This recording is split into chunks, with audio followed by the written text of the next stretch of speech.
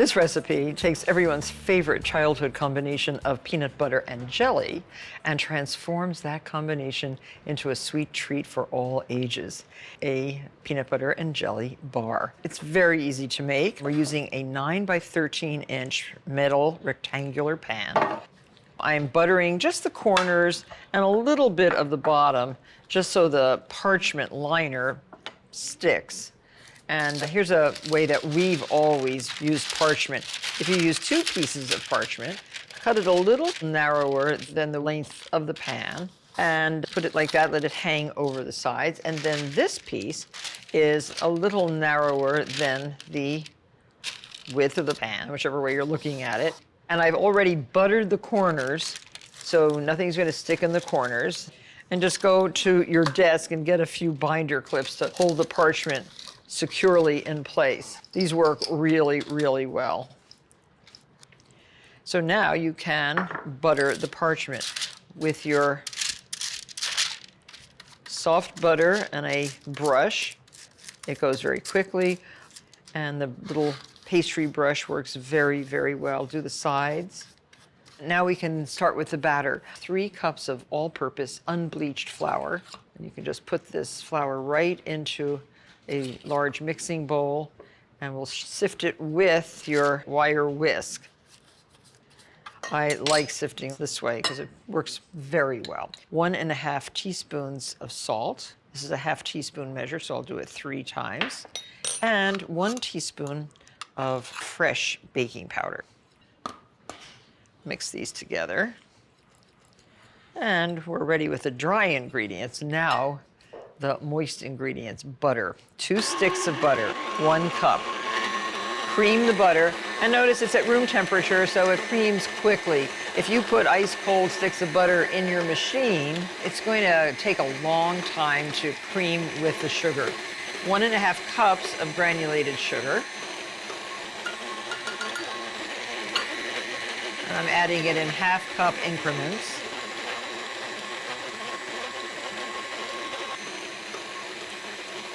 And add 2 large eggs.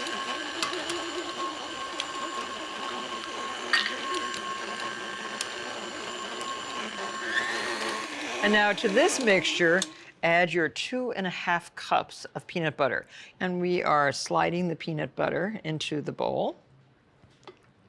Now, the reason this is sliding out of the bowl is because I prepared the bowl a little bit with a little vegetable spray. That helps these kinds of heavy mixtures like corn syrup, molasses, even peanut butter to slide out of the bowl. And it's a good tip. And now 1 teaspoon of good vanilla. Just add the dry ingredients on low. It will all incorporate. Sprinkle a little bit of flour in the pan. This will help the bar release. Make sure you coat the whole pan with the flour by doing this. That works well. 2/3 of this mixture goes right in the bottom, and spread it out as best you can into an even layer. So I like to use an offset spatula like this. Now, getting it even makes a pretty bar, so I advise you to do this carefully. So see, that's nice and flat. Now add 1½ cups of strawberry jam. You could use strawberry, you can use grape, and you could use apricot. Those are my 3 favorites for this particular bar. But I think strawberry is everybody's real favorite. So get this atop the entire layer. So now here, I'm getting my hands dusted with flour because now I'm going to just drop pieces of the remaining batter all over the top. And we're making our top layer, which will be then sprinkled with chopped peanuts. Looks good, don't you think? So make sure your oven's preheated now at 350 degrees. That's pretty much the layers, and now the peanuts themselves. sprinkled evenly all over the top. Try to cover up every little bit of jam. There. Right into the 350-degree oven for about 45 minutes.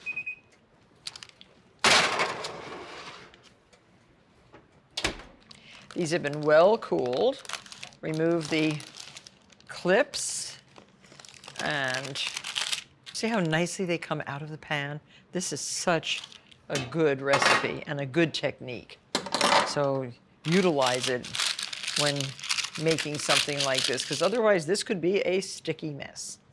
And how big would you like your square? This is very, very rich, so I suggest small little rectangles.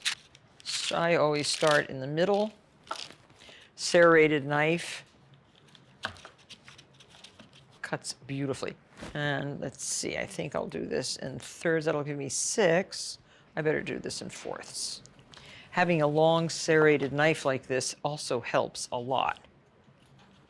And there you have peanut butter and jelly, delectable bars. Looks really good, tastes even better. Enjoy.